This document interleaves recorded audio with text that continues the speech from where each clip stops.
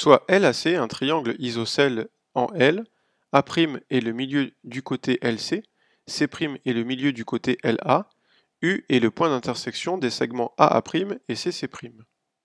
L'objectif est de démontrer que la droite LU est perpendiculaire à la droite AC. Pour cela, on doit faire une figure qui est représentée dans cette diapositive.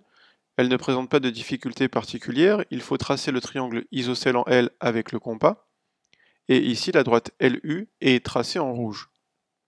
Ensuite, il faut compléter le déductogramme suivant en énonçant les propriétés utilisées, numérotées P3 et P4. Sur la première ligne de ce déductogramme, nous allons utiliser les informations de l'énoncé.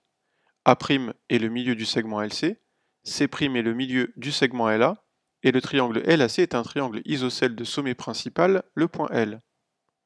Le fait que A' soit le milieu du côté LC nous permet d'en déduire que le segment AA' est la médiane issue de A. Le fait que C' soit le milieu du côté LA nous permet d'en déduire de la même façon que CC' est la médiane issue de C.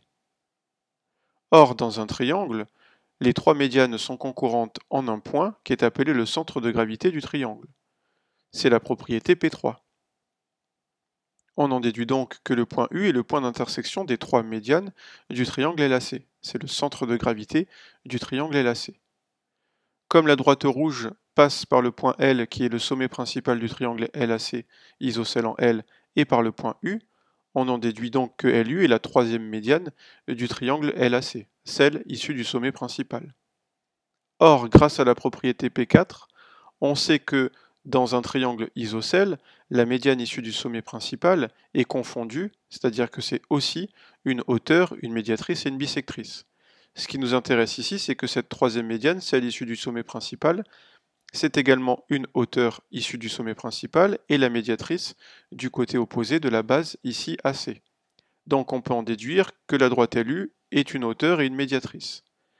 Et on en déduit donc que c'est la médiatrice notamment du côté AC, ou que c'est la hauteur issue de L relative au côté AC, et on en déduit donc que la droite LU est perpendiculaire à la droite AC.